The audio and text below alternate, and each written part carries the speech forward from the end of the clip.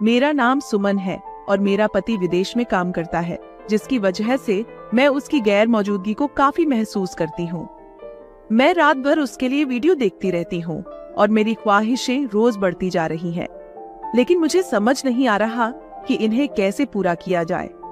फिर मेरा ध्यान अपने देवर की ओर गया, जो कि बहुत ही खूबसूरत और जवान है। उसकी उम्र 18 साल है, लेकिन वह दिखता 22 साल का है, क्योंकि उसने अपनी बॉडी को बहुत अच्छा बना रखा है।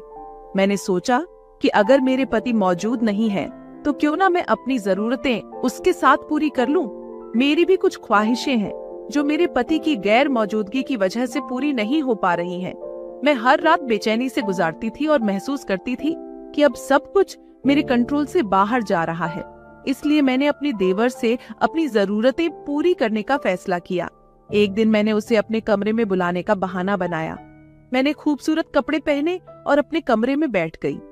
जब उसने मुझे देखा तो वह मुस्कुराया और बोला, आप मुझसे स्पष्ट बताएं कि आपको मुझसे क्या काम है, मैं भी इस काम के लिए बेकरार हूँ। उसकी बातें सुनकर मुझे हैरानी हुई। मैंने महसूस किया कि मैं कितनी बेवकूफ थी कि अपने देवर की इच्छाओं को समझ नहीं सकी। मैंने कहा, ठीक है, फौरन दरवाजा बंद करके आ जाओ। मेरे देवर ने जल्दी से दरवाजा बंद किया। फिर उसने मुझे बिस्तर पर, हमारी शादी को सिर्फ 1 महीना हुआ था कि मेरा पति विदेश जाने के लिए तैयार हो गया। बहुत सी रुकावटों के बावजूद मैं अपने आंसुओं को रोकने में नाकाम रही। मेरे अरमान अब तक पूरे नहीं हुए थे और मैंने अपने पति की मौजूदगी को सही मायनों में महसूस नहीं किया था। मेरी शादी 28 साल की उम्र में हुई, लेकिन मुझे बचपन से ही शादी की ख्वाहिश थी। मैं उन लड़कियों में थी जो कम उम्र में ही वीडियो देखने की आदी हो गई थी। स्कूल और कॉलेज में हम एक दूसरे को मजाक में ऐसी वीडियो दिखाया करती थीं, लेकिन उन्हें देखने के बाद खुद को कंट्रोल कर पाना मेरे लिए मुश्किल हो जाता था। इसी वजह से मेरी शादी की ख्वाहिश बढ़ती गई। मैं ज्यादा खूबसूरत नहीं थी, इसलिए जो भी मेरे लिए रिश्ता लेकर आता उसे नापसंद के साथ वापस लौटना पड़ता था और इससे मेरा दिल टूट जाता था। जैसे जैसे मेरी शादी की ख्वाहिश बढ़ती गई, वैसे वैसे शादी में देर होती गई। काफी देर तलाश करने के बाद मुझे एक रिश्ता मिला और मैंने तुरंत हामी भर दी। लड़के के परिवार को भी जल्दी थी, इसलिए मेरी शादी 1 महीने के भीतर ही हो गई। मैं अपने पति को पाकर खुश थी, लेकिन यह खुशी बहुत जल्दी खत्म हो गई। शादी के कुछ ही दिन बाद मुझे पता चला कि मेरा पति विदेश में नौकरी करता है। उसे वहां ज्यादा छुट्टियां नहीं मिलती। जब मैंने सुना कि 1 महीने बाद वह फिर से विदेश चला जाएगा, तो मैं पूरी तरह से परेशान हो गई और रोने लगी। मैंने कहा, यह क्या बात है? अगर आपको वहीं रहना है तो शादी क्यों की? मेरे पति ने जवाब दिया कि उसके छोटे भाई बहन हैं और जब तक कोई भाई पढ़ लिख कर अपने कारोबार का भार कम नहीं करता, तब तक घर की जिम्मेदारी उस पर है। घर के कई खर्च हैं जो उसे खुद ही उठाने हैं।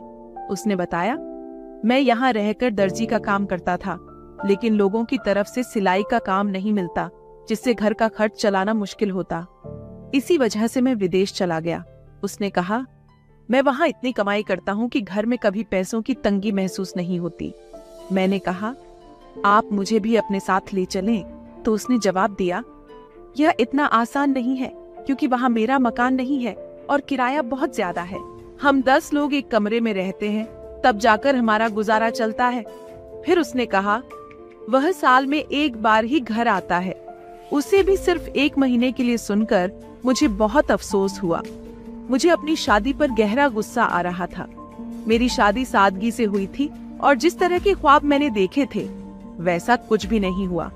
हालांकि मैंने सब्र करने की कोशिश की। मेरे पति की शख्सियत गंभीर थी। न तो उसने मुझसे कभी खुलकर बात की और न ही अपनी मुश्किलों का इजहार किया। मैंने इस पर भी सब्र किया। मेरे पति ने शादी अपने घर वालों की ख्वाहिश पर की थी, ताकि वो घर के काम करवा सकें। मेरे रोने और नाराज होने के बावजूद इस पर कोई असर नहीं हुआ और वह विदेश चला गया। मैं फिर से तन्हाई में रह गई और रात भर मुझे नींद नहीं आई। मेरे पति के साथ बिताए हुए पल याद आने लगे। सारा दिन गुजरता, लेकिन कोई संपर्क नहीं होता था। रात को बस 10 मिनट के लिए वीडियो कॉल करता और उसमें भी अपने घर वालों के बारे में पूछता। मैं उससे मोहब्बत भरी बातें करना चाहती थी, लेकिन वह मुझसे किसी भी मामले में बात नहीं करता था। मेरी सास भी मुझसे सिर्फ जरूरत की बातें करती थी, वरना मैं सारा दिन घर के कामों में व्यस्त रहती थी। हालांकि मेरा छोटा देवर मुझसे बातचीत करता रहता था। अक्सर मेरी सास रात को जल्दी सो जाती थी, जिसके नतीजे में मैं और मेरा देवर घर में अकेले होते थे। हम अक्सर रात का खाना भी एक साथ खाते थे। मेरा देवर एक समझदार लड़का था जो सारी रात मुझे अपनी यूनिवर्सिटी के किस्से सुनाता रहता था, लेकिन मुझे इसकी बातों में कोई दिलचस्पी नहीं थी। फिर मैं रात को अपने मोबाइल पर अंग्रेजी फिल्म देखने लगी। वह फिल्म काफी बोरिंग थी और देखते देखते मैं सो गई। सुबह जब मैं उठी तो मेरे दिमाग में रात को देखी हुई फिल्म के सारे दृश्य घूम रहे थे। मैंने किचन में जाकर कुछ काम किया और दोपहर के लिए खाना तैयार कर लिया। काम करते समय भी वही दृश्य मेरे दिमाग में थे। मैं किचन में बैठ गई और मेरा दिल चाहा कि वह दृश्य फिर से देख। मैं हर चीज से बेफिक्र होकर उन्हें देखने लगी। अचानक मुझे महसूस हुआ कि कोई मेरे पीछे खड़ा है। जब मैंने पलट कर देखा तो मेरा देवर वहां मौजूद था और वह भी उस वीडियो को देख चुका था। उसे देखते ही मैं थोड़ी घबरा गई, लेकिन वो सीधा हो गया और कहा, भाभी, खाना तैयार हो गया है तो जल्दी से रोटी भी बना दीजिए। मैंने जवाब दिया, हाँ, मैं बस बनाने ही लगी थी। मैंने फौरन मोबाइल बंद कर दिया और रोटियां बनाने लगी। लेकिन फिर मैंने महसूस किया कि मेरे देवर का रवैया मुझसे बदलने लगा था। पहले वह मेरे कमरे में नहीं आता था, लेकिन बाद में वह रोजाना मेरे कमरे में आने लगा। एक दिन उसने कहा, भाभी, शाम की चाय आपके कमरे में ही पी लेते हैं। आजकल लाउंज में सर्दी बढ़ गई है। सर्दियों में मेरी सास की आदत थी कि वह ज्यादातर अपने कमरे में रहती थी। मेरी सास खाना भी उसी कमरे में खाना खा रही थी। जब मैंने सास को खाना दे दिया तो अपने कमरे में देखा कि मेरा देवर मेरा मोबाइल चेक कर रहा था। उसने मेरी सारी हिस्ट्री देख ली थी और जान लिया था कि मैं किस तरह की वीडियो देखती हूँ। मुझे उसकी यह हरकत बहुत खराब निकली, क्योंकि वह कौन होता था मेरे मोबाइल की जांच करने वाला। मैंने चाय की ट्रे बिस्तर पर रखी और अपना मोबाइल एक ओर रख दिया। चाय पीते हुए मेरे देवर मुझसे पूछने लगा, आपको किस किस्म की फिल्में पसंद हैं? इस सवाल पर मैं कुछ हिचकिचा गई और मैंने जवाब दिया, आपका क्या मतलब है? उसने कहा, क्या आपको एक्शन फिल्में पसंद हैं या रोमांटिक? इस वक्त मुझे थोड़ी शर्मिंदगी महसूस हुई, क्योंकि वह उस दिन मेरे मोबाइल पर नापसंद मनाजिर देख चुका था।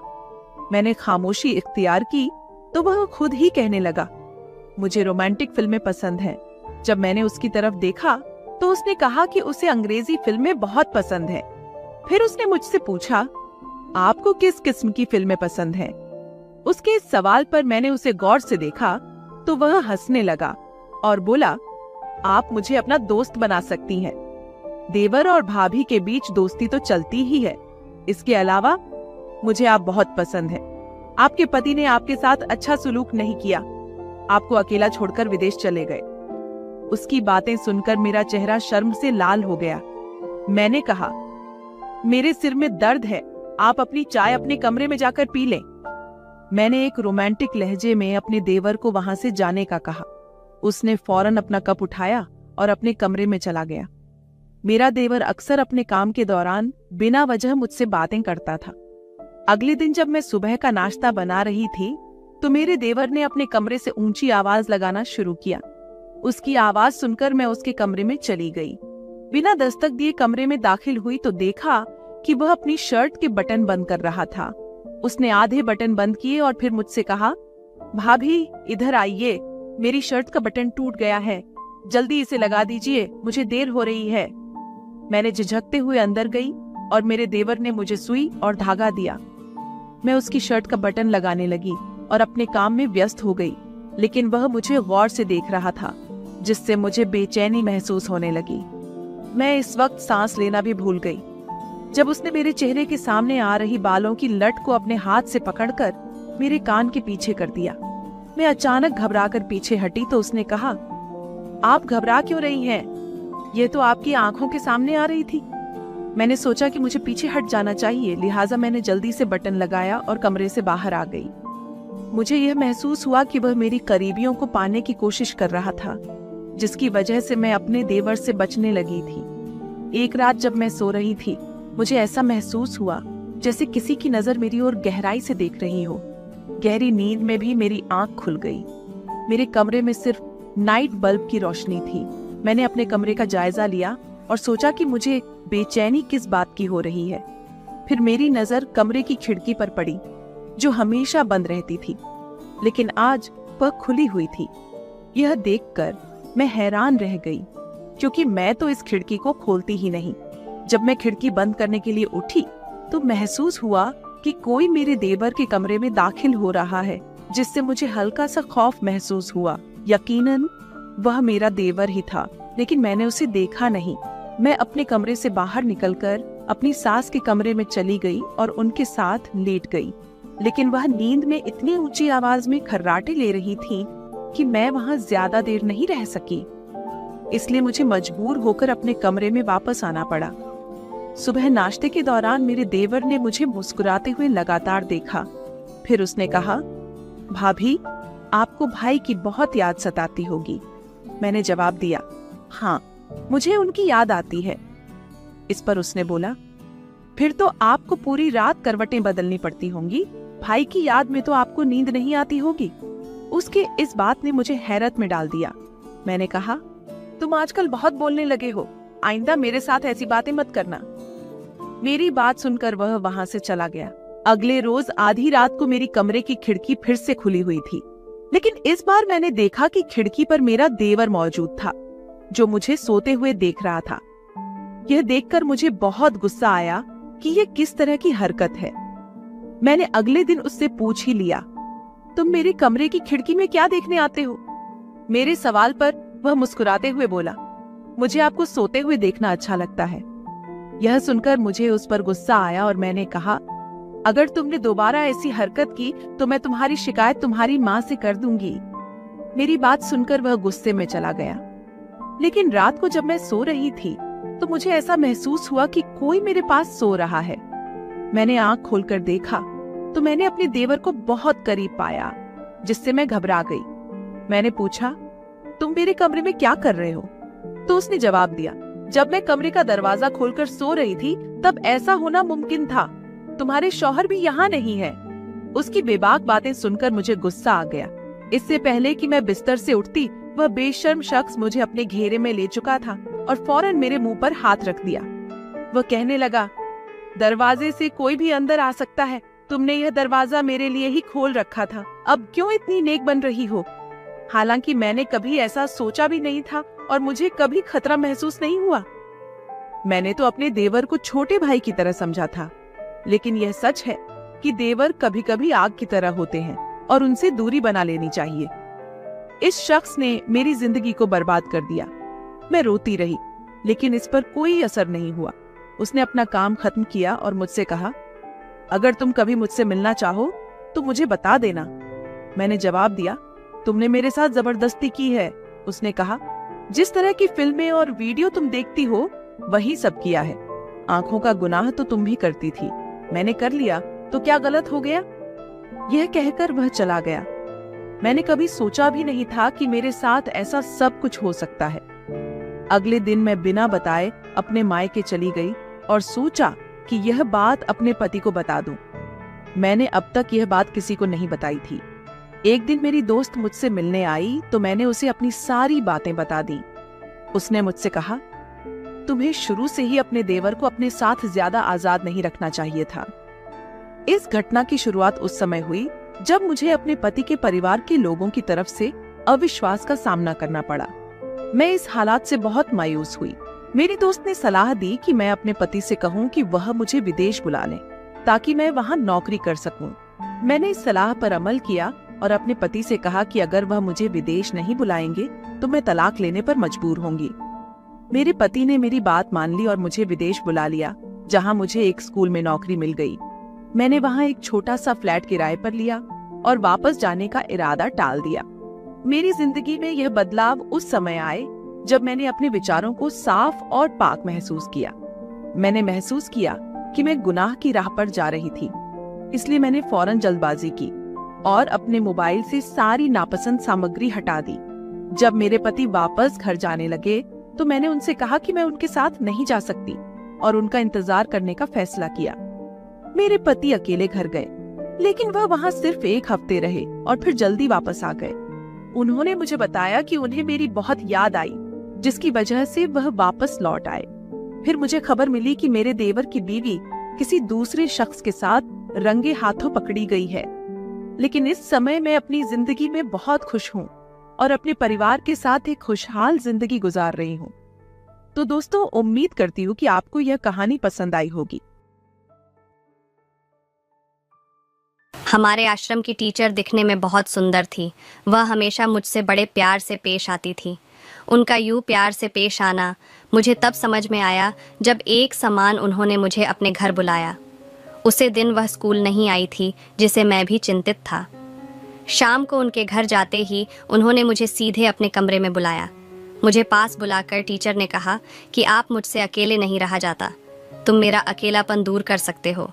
ऐसा कहकर टीचर ने वहीं पर मुझे कभी सपने में भी यह नहीं लगा था कि मेरी पहली नौकरी मेरे लिए इतनी लकी साबित होगी। मैं एक आश्रम में चपरासी के रूप में हाल ही में नौकरी पर लगा था। आश्रम में स्कूल की एक खूबसूरत शिक्षिका मेरे प्यार में पड़कर मुझे कुछ ही दिनों में ऐसा स्वर्ग सुख देगी, यह मैंने कभी सोचा भी नहीं था। इतने सालों में जो मैं नहीं कर पाया था, उसके सारे सबक मुझे वह टीचर देने वाली थी। इसका मुझे ज़रा भी अंदाज़ा नहीं था। मेरा नाम निखिल है और मैं 18 साल की उम्र में नौकरी में लगा था। जिस ज़िले में मेरी नौकरी थी वहीं मैं रहता था। नौकरी के 4 महीना में ही मैं अपने एक ही कम से बोर हो गया था। जल्दी ही मैं उसे स्कूल से अपना ट्रांसफ़र करवाने की सोच रहा था, लेकिन अचानक मेरी ज़िंदगी में कुछ रोमांचक घटित हुआ। एक दिन आश्रम में बच्चों के बीच झगड़ा होने लगा। जब मेरी नज़र वहाँ गई तो मैंने देखा कि उसे भीड़ में एक सुंदर महिला थी। मुझे नहीं पता था कि वह आश्रम की नई शिक्षिका है। बच्चों के शोर शराबी का संभालने में उन मस्तान भाई को दिक्कत हो रही थी। तब मैं झगड़ा को सुलझाने के लिए उसे भीड़ में प्रवेश किया। बच्चों ने मस्त रण भाई को पूरी तरह से घेर रखा था, लेकिन उनकी बात कोई नहीं सुन रहा था। जैसे ही मैं भीड़ में घुसा, टीचर का हाथ अनजाने में मेरे हाथ में आ गया। मैं बच्चों का झगड़ा सुलझाने में व्यस्त था और मेरे दांतों से सभी बच्चे शांत हो गए। आश्रम में मैं सबसे मिलजुल कर रहता था और समय आने पर बच्चों को डांट भी देता था। मेरी एक जोर से दांतों पर बच्चे अपने अपने क्लास में चले गए। किसी बच्चे के पर मैडम के पैर पर लग गए थे, जिससे उन्हें अच्छी खासी चोट लगी थी। उनका हाथ पकड़ते हुए मैं उन्हें टीचर रूम तक ले गया। वहां पहुंचते ही मैं उनके पैरों पर मुहर्रम लगने लगा। उसे रूम में हम दोनों के अलावा और कोई नहीं था। मैडम ने मेरे कंधे पर हाथ रखकर कहा कि तुम स्कूल के नए चपरासी लगते हो। इस आश्रम में मेरी नई पोस्टिंग हुई है। मैं यहाँ की नई मैडम हूँ। मेरा नाम निशा है। मैडम ने खुद एक चपरासी से अपनी पहचान करवाई थी। मैंने उन्हें नमस्कार किया और अपना परिचय दिया। मैडम ने कहा कि नौकरी के पहले दिन स्कूल के किसी कर्मचारी से इस तरह मुलाकात होगी। यह मुझे नहीं पता था। मेरी मदद के लिए बहुत धन्यवाद। मैडम के पैर पर पट्टी बांधकर मैं अपने दूसरे काम पर निकल गया। कुछ देर बाद फिर मैं टीचर रूम में शिक्षकों को पानी देने आया। वहाँ जाते ही मैंने देखा कि वही मैडम वहाँ बैठी थी और अपने पैर को छैल रही थी। मैं उनके पास गया, उन्हें पानी दिया और पूछा, क्या आपको ज़्यादा तकलीफ़ हो रही है? मैडम ने सिर हिलाकर हाँ में जवाब दिया। तभी एक और मैडम वहाँ आ गई और निशा मैडम का हाल पूछने लगी। मैं वहाँ से जाने ही वाला था कि उन्होंने मुझे रोक लिया। वह बोली, निखिल, निशा मैडम को ज़्यादा तकलीफ़ हो रही है, क्या तुम उन्हें उनके घर छोड़ सकते हो? मैं सहमति जताई और निशा मैडम कॉल के घर छोड़ने के लिए निकल पड़ा। उसे दिन पहली बार मैंने उनके घर देखा। मैं उनका हाथ पकड़कर उन्हें घर के अंदर तक ले गया और फिर उनके कमरे तक पहुंचा दिया। इसके बाद मैं उनके लिए रसोई में चाय बनाने लगा। मैडम फ्रेश होकर कमरे से बाहर आई और मैं उनके लिए चाय लेकर बाहर आया। चाय देते ही मैं वहाँ से निकलने लगा। इस पर मैडम ने मेरा धन्यवाद किया और मेरे गाल पर हाथ फेरते हुए मेरी बहुत प्रशंसा की। उनकी बातों में मेरी तारीफ सुनकर मुझे भी अच्छा लग रहा था। जिस तरह से मैडम ने मेरे चेहरे पर हाथ फेरा, वह सब कुछ थोड़ा अलग था। मैं उम्र में उनसे छोटा ही था, तो शायद वह इसलिए से मेरे चेहरे पर हाथ फेर रही थी। वह 35 साल की थी, परंतु अपनी उम्र में भी वह बहुत सुंदर थी। पहली मुलाकात में मैं उनके घर तक पहुंच गया था। मैडम सुबह से बहुत अच्छी लगी। उसे दिन के बाद से मैडम का कोई भी काम होता तो वह मुझसे कहती। मैं उनका हर छोटा बड़ा काम कर देता था।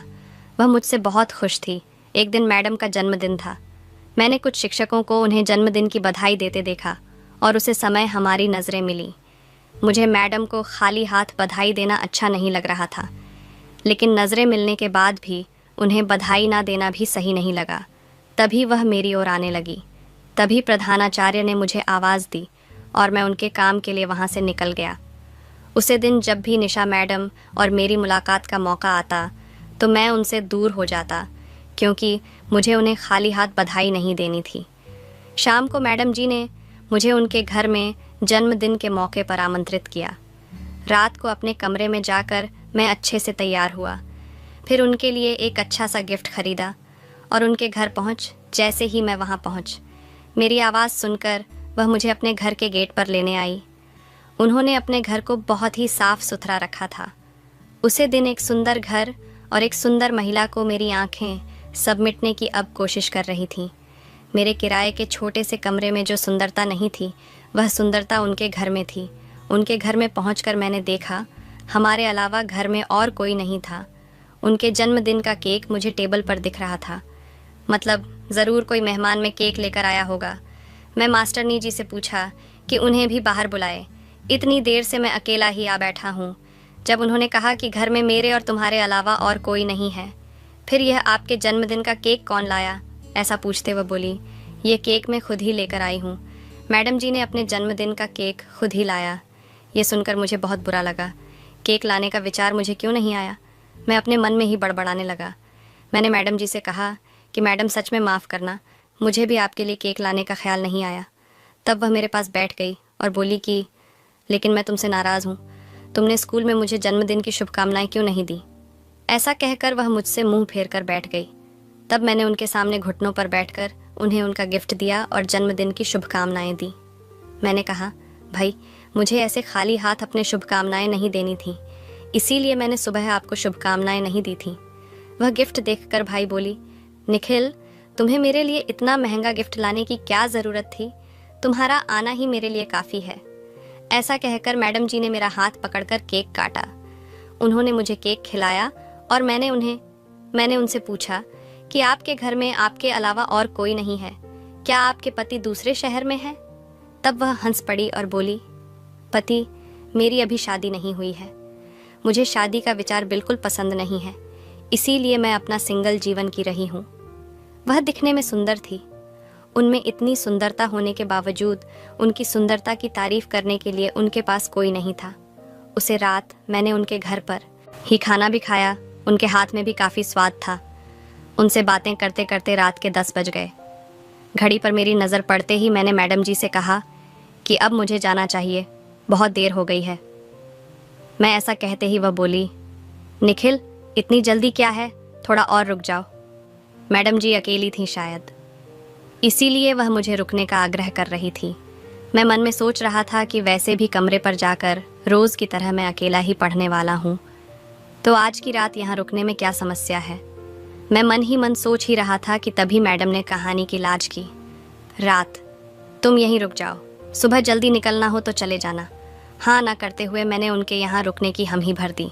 इसके बाद मैं अपने कमरे में चली गई और अंदर से मुझे आवाज़ थी। मैं अंदर गया और तुरंत अपनी आंखें बंद कर ली। मैंने कहा, मैडम सॉरी, मुझे माफ़ करें, मुझे लगा आपने मुझे आवाज़ दी, इसीलिए मैं यहाँ आ गया। मेरा ऐसे कहने पर उन्होंने कहा, निखिल सच में मैंने तुम्हें आवाज़ दी थी, कपड़े बदलते वक्त उन्होंने मुझे क्यों बुलाया होगा। वह मेरी ओर पीठ करके खड़ी थी। उन्होंने कहा, पीछे मेरी पीठ तक मेरा हाथ नहीं पहुँच पा रहा है, क्या तुम मेरी मदद कर सकते हो।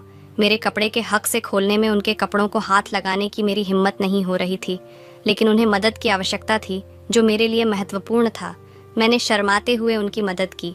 मेरा काम खत्म होते ही मैं उनके कमरे से बाहर आ गया। उसे रात मैंने जैसे तैसे उनके घर में ही बीते। सुबह जल्दी ही मैं अपने कमरे पर निकल गया, क्योंकि मेरी यूनिफॉर्म कमरे पर थी। बिना उसके मैं नौकरी पर नहीं जा सकता था। कुछ ऐसे ही और दिन बीत गए। 2 दिन हो गए और मैडम स्कूल में नज़र नहीं आई। 2 दिन बाद मुझे उनका फ़ोन आया। उन्होंने कहा, निखिल मुझे तुम्हारी थोड़ी मदद चाहिए। उनकी एक आवाज़ पर मैं दौड़ता हुआ उनके घर पहुंचा। मैंने देखा कि उनका चेहरा पूरा उतर गया था और उन्हें ठीक से चलने में भी परेशानी हो रही थी। मैंने उनकी हालचाल पूछी तो पता चला कि उनकी कमर में दर्द हो रहा है। इसी वजह से वह पिछले 2 दिनों से स्कूल नहीं आई थी। मैं उनके लिए मेडिकल से दवा ले आया। उन्होंने कहा, मैं 2 दिन से दवा ले रही हूँ लेकिन कोई फ़र्क महसूस नहीं हो रहा। क्या तुम गर्म तेल से मेरी मालिश कर सकते हो? शायद इससे मुझे थोड़ा आराम मिले। अब तक मैं उनके किसी भी काम को मन नहीं किया था और आज तूने मेरी सच में ज़रूरत थी। मैं उन्हें मना कैसे कर सकता था? मैं भी चाहता था कि वह जल्दी ठीक हो जाए। रात के 9 बजे उनकी कमर की मालिश करने लगा।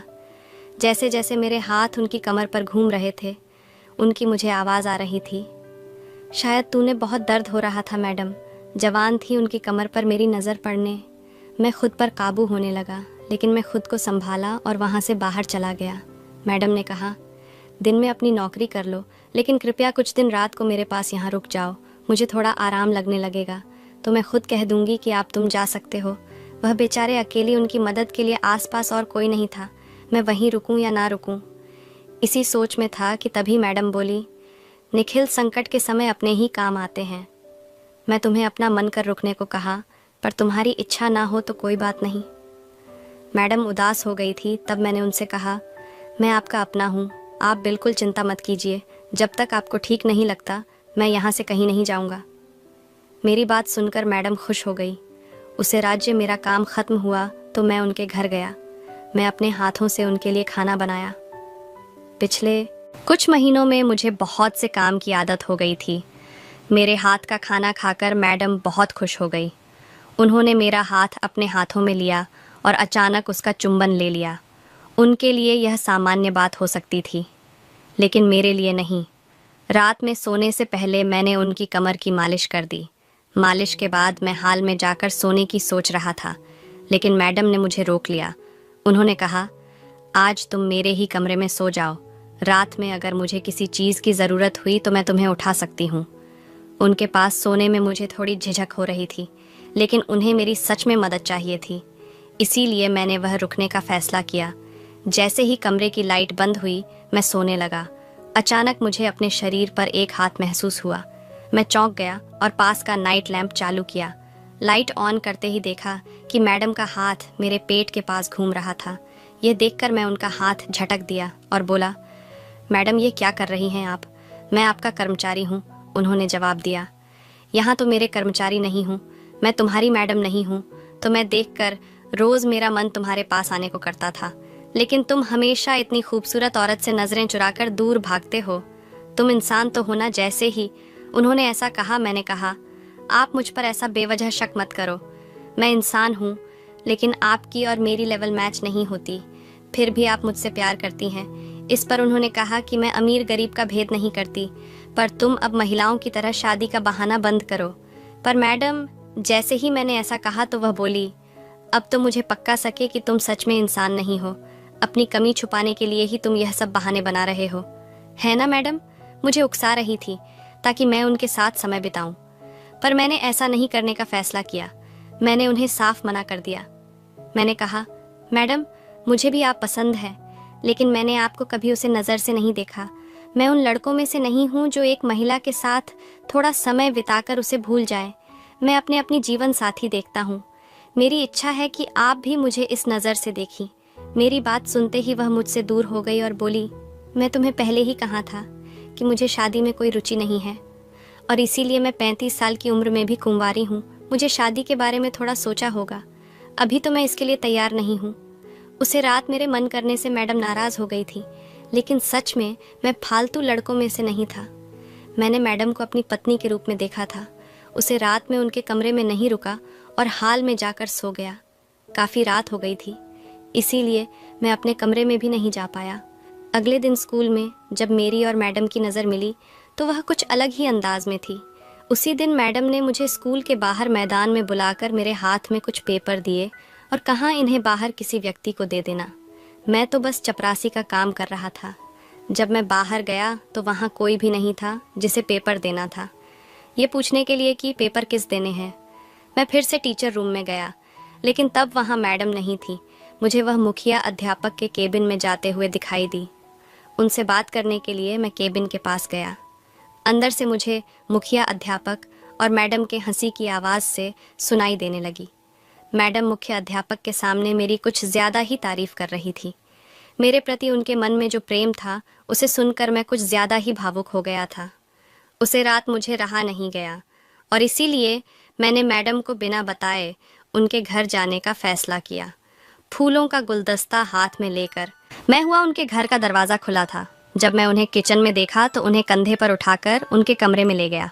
कमरे में जाकर मैंने उन्हें बेड पर लेटाया और मैं भी उनके पास बैठ गया। लेकिन तब मैडम के चेहरे पर मैंने घबराहट देखी। वह डरी हुई लग रही थी। मैं उनके पास गया और कहा, मैडम, कल आपने मुझे यही सब उम्मीद की थी, तो आज आप इतनी घबराई हुई क्यों हैं?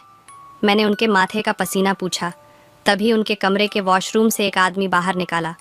उसे आदमी को देखकर मैडम अपनी जगह से उठकर बैठ गई और आश्चर्यचकित होकर मेरी ओर देखने लगी। वह आदमी और कोई नहीं बल्कि हमारे स्कूल के मुख्य अध्यापक थे।